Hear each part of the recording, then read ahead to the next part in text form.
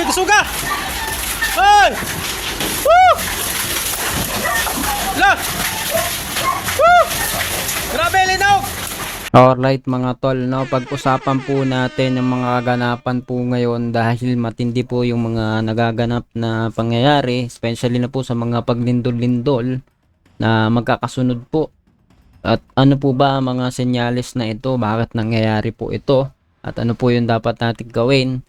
At ano po ang dapat na iniisip po natin sa mga panahon po na kagaya po nito? Lahat po yan pag-usapan natin sa video na ito. Pero kung hindi ka pa nakasubscribe, please hit the subscribe button and notification bell para updated ka palagi sa mga videos natin na parating. Tara, umpisahan na natin to. Let's go!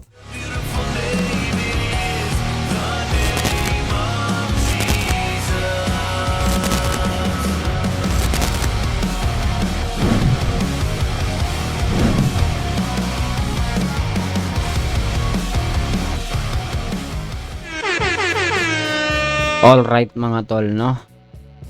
Ito pong mga nakalipas na mga panahon, ayon po dito sa post ng Asian Center for Missions, series, no, of powerful earthquakes have shaken the Philippines across Luzon, Visayas, and Mindanao. Noong September 30 po, 6.9 magnitude earthquake ang naganap po sa Northern Cebu. Tapos kahapon, no? Kahapon lamang, October 9, 4.8 magnitude earthquake sa La Union, Baguio City naman. And today, no, 7.6 magnitude naman sa Mindanao, Davao Oriental ang naganap. Yan po yung mga nangyari po ngayon. At kung titignan po ninyong maigi, no, panoorin po natin kung gaano po kalakas po yung nangyari sa mga lugar po na ito ngayong araw. Panoorin po natin. Ay! Grabe kusuga! Ay! Woo! Lah! Woo! Grabe linaw! Grabe! Lord! Ah! Tago! Tago!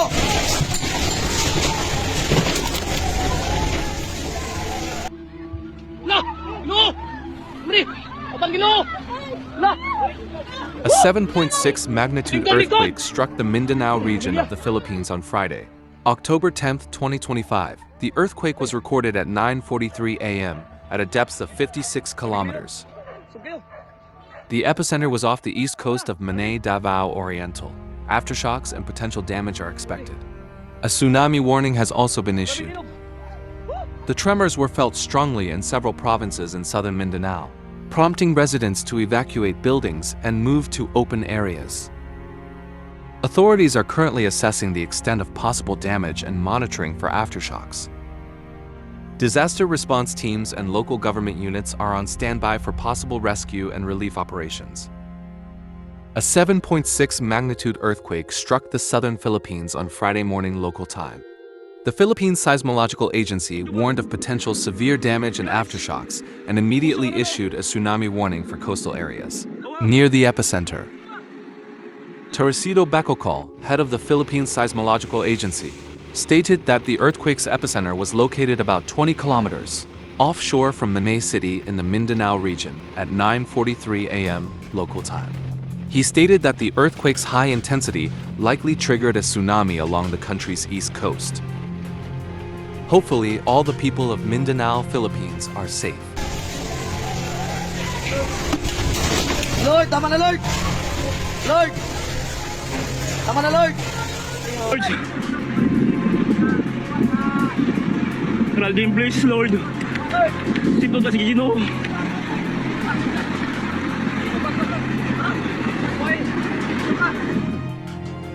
Okay, thank you for watching to my YouTube channel. Don't forget to subscribe because I will give you the information about the natural disaster around the world every day. There are many natural disasters around the world. Storms, flooding, typhoon, earthquakes, tornadoes, volcano erupts, and others. And I will give you the information about that every day. So stay with my YouTube channel. Okay guys, so hanggang dito na lamang po yung pinanood po natin. At kung gusto po ninyo ng update pa sa iba't ibang mga calamities daw, ay mag-subscribe daw po kayo kay NAV News. Okay, anyway, no, ito pong mga kaganapan na ito ay makikita po natin na hindi po basta mga lindol lang na gaya ng iniisip ng iba, nakaraniwan lang yan dahil ganito daw ang lugar natin, ganyan, no? Tulad po nito, no? Na iniisip po ng marami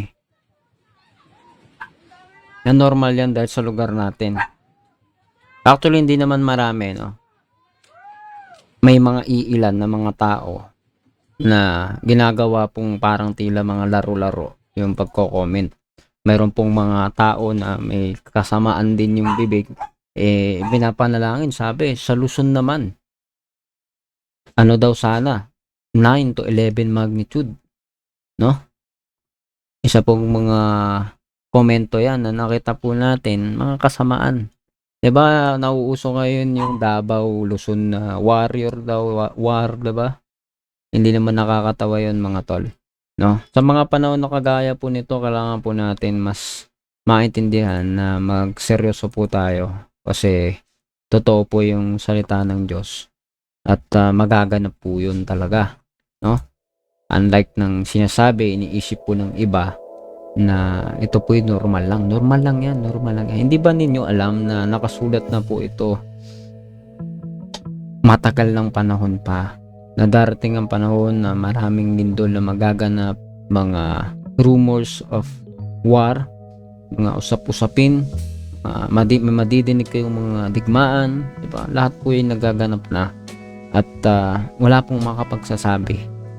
No, pero may mga palatandaan na tinitignan, binabantayan tayo palagi at lagi pong tinatawanan ng mga unbeliever ito. Dati pa na inyo sinasabi yan, dinabi na nila noon, diba? Pero titignan mo, hindi normal sa ating bansa ito yung magkaroon ng earthquake at series pa, no?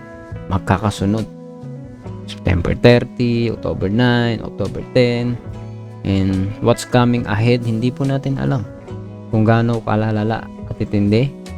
Maaaring ito po yung umpisa ng mas mahirap pa na sitwasyon sa buhay ng mga tao. Pero ano po yung makikita po nating hope dito, na sabi po sa Biblia ay kapag tumatawag tayo sa Panginoon na lahat talaga ay maliligtas.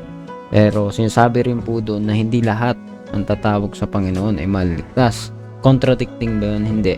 Dahil marami ay hindi naunawaan na ang gusto ng Panginoon ay sumunod talaga tayo sa Kanya. Umalis tayo sa kasalanan, magsisi, no? At kung nandun ka na doon sa faith na yun, nandun yung pagliligtas ng Panginoon. Dahil may buhay na walang hanggan naman siyang pangako eh. Kaya po itong mga nangyari sa panahon ngayon, sabi nga po ng iba, panggising.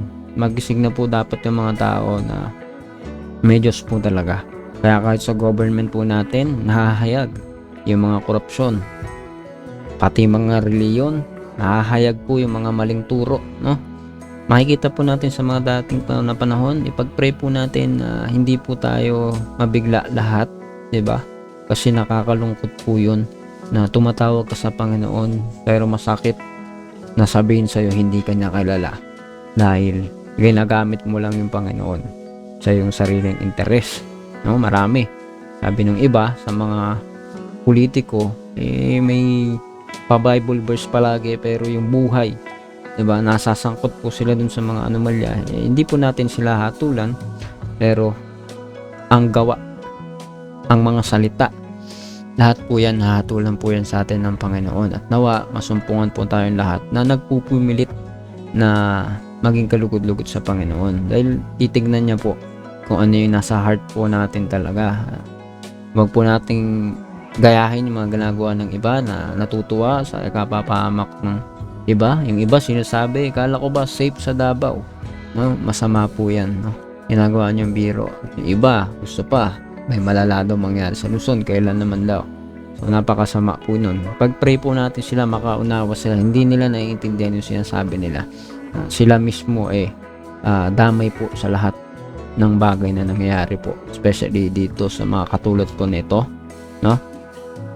May mga epekto po ito sa ating environment, sa ating ekonomiya, sa ating bansa at sa bawat buhay ng bawat isa. Pero may pag-asa po kung nandun po yung pananampalataya na ng tao sa Panginoon.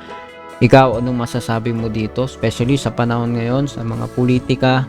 Diba, ano nakikita mo sa gobyerno natin? Meron ba talagang dapat iupo dyan?